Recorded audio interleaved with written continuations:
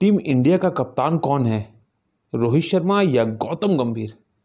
आप सोच रहे होंगे यार ये कैसा सवाल है। ये तो बहुत ही बेहुदा सवाल है कि टीम इंडिया जो कि कप्तान रोहित शर्मा के अंडर कैप्टेंसी में खेल रही है ओडीआई मैचेस या हम कहें चैंपियंस ट्रॉफी, वर्ल्ड कप का सफ़र शानदार रहा था, फाइनल तक पहुंची थी।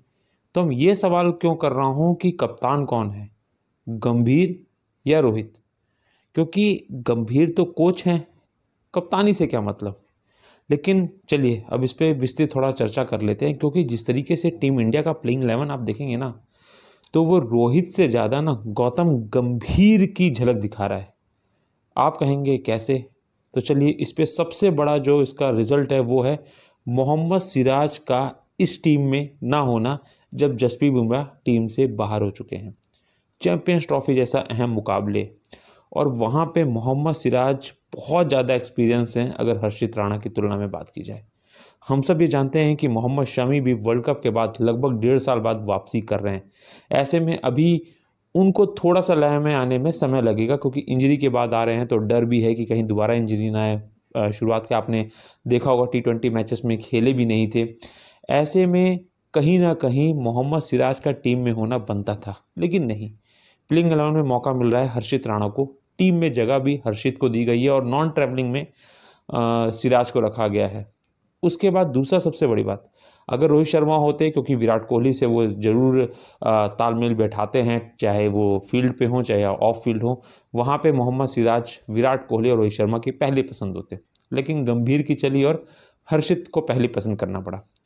अर्शदीप की बात की जाए, अब हमें लगभग जब हम इंग्लैंड की सीरीज़ शुरू होने से पहले लगभग हमें अंदेशा हो चुका था कि शायद जसप्रीत बुमराह जो कि हमारे ब्रह्मास्त्र हैं, वो चैंपियंस ट्रॉफी तक फिट नहीं हो पाएंगे। क्योंकि हमें याद है कि जब बहुत महत्वपूर्ण था 5वां दिन टेस्ट मैच का, साल का पहला और टेस्ट मैच था, और भारतीय टीम अगर जीत जाती तो वहाँ पे ड्रॉ हो सकता था 2-2। लेकिन जसप्रीत बुमराह बॉलिंग कराने नहीं आ पाए, उनसे बहुत उम्मीदें थी। और उसके बाद लगातार स्कैन हुए थे, चीज़ें हुई थी, और लग रहा था कि उनको रिकवरी में समय ज़्यादा लगेगा।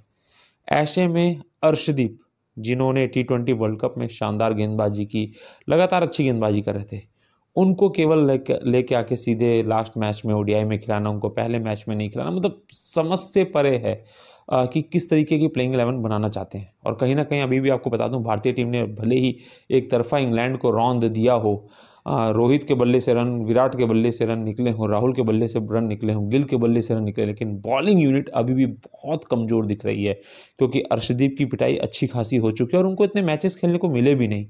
आपने हर्षित राणा और मोहम्मद शमी को खिलाया, जबकि होना ये चाहिए था कि अर्शदीप और मोहम्मद शमी को खेलना चाहिए था। एक तो आपके पास दो सबसे अच्छी चीज़ क्या होती कि अर्शदीप काफ़ी एक्सपीरियंस हैं अगर इंटरनेशनल पे प्रेशर लेने की बात की जाए, क्योंकि T20 वर्ल्ड कप भी खेल के आए हैं। और दूसरी एक बात है कि स्विंग हैं, यंग हैं, चीज़ें थी, लेफ्ट हैंड हैं, तो ऐसे में मोहम्मद शमी का right hand combination, experience combination, और अर्शदीप का लेफ्ट हैंड का कॉम्बिनेशन, क्योंकि आपके पास तीसरे बॉलर के रूप में हार्दिक पांड्या हैं, जिनकी एक्यूरेसी हम कह सकते हैं, क्योंकि वो फिलर हैं इस समय, बहुत अच्छे फॉर्म में नहीं चल रहे। गेंदबाजी की बात की जाए तो वहाँ पे वो फिलर का ही काम कर सकते हैं। ऐसे में अगर इन दो गेंदबाजों में से किसी एक की परफॉर्मेंस उस दिन थोड़ा खराब हुई तो हार्दिक पांड्या को लाया जा सकता है। लेकिन अर्शदीप को सीधे तीसरे मैच में उतारा गया, मतलब समझ से परे चल रहा है कि कप्तानी जो है वो रोहित शर्मा नहीं बल्कि गौतम गंभीर कर रहे हैं। क्योंकि अगर रोहित शर्मा कप्तानी कर रहे थे तो ये साफ झलक होती कि अर्शदीप पहले मैचेस में खेलते, हर्षित को थोड़ा बैठाया जाता, थोड़ा अक्षय पटेल की इतने ऊपर नीचे नहीं करते, क्योंकि आप चैंपियंस ट्रॉफी की तैयारी कर रहे हो और आप इतना ऊपर नीचे अक्षय पटेल को कर रहे हैं कि जैसे कि मतलब क्या ही आप चाहते हैं। यशस्वी जायसवाल को पहले मैच में मौका, वहाँ पे किसी और को मौका दिया जा सकता था जो कि वहाँ पे मैच प्रैक्टिस ज़्यादा कर सके, लेकिन नहीं, वहाँ पे आपने रोहित की और यशस्वी की ओपनिंग पार्टनरशिप करा दी, जहाँ पे सीधी सी बात है कि जबकि उतरना शुभमन गिल और रोहित शर्मा को था, लेकिन पता नहीं वहाँ से खिलवाड़ किया। अगर रोहित फॉर्म में होते और अच्छा चल रहे थे तो कप्तानी में वो चीज़ दिखती कि वहाँ पे वो यशस्वी जायसवाल अगर खेलना भी था तो वन डाउन खिलाते, जहाँ पे विराट कोहली पता था कि चोट के बाद वापसी करेंगे और खेलेंगे। लेकिन नहीं, वहाँ पे ओपनिंग में यशस्वी को, और मतलब समझ से परे है। क्योंकि अगर कप्तानी अच्छी होती वाकई ना, तो वहाँ पे यशस्वी नहीं खेल रहे होते, बल्कि गिल और रोहित शर्मा ही खेलते और यशस्वी फर्स्ट डाउन आते अगर उस दिन मैच खिलाना भी था विराट की चोट की वजह से पहला वनडे। लेकिन चलिए, जब जीत जाते हैं तो उस पर सवाल ज़्यादा नहीं खड़े होते हैं, क्योंकि जीत भी बड़ी बड़ी 142 रन की, तीसरे ओडीआई में क्लीन स्वीप किया है इंग्लैंड को, जबकि मजबूत टीम है। उस टीम में जो रूट भी थे, बटलर भी थे, लेकिन उसके बाद भी टीम को ज़बरदस्त तरीके से हराया है। लेकिन चैंपियंस ट्रॉफी की निगाह से देखा जाए तो भारतीय टीम के लिए मुश्किलें बहुत बड़ी, और सबसे बड़ी बात, रोहित और गंभीर में से एक फैसला तो तय करना पड़ेगा कि रोहित को कप्तान बनना पड़ेगा, ना कि गंभीर को।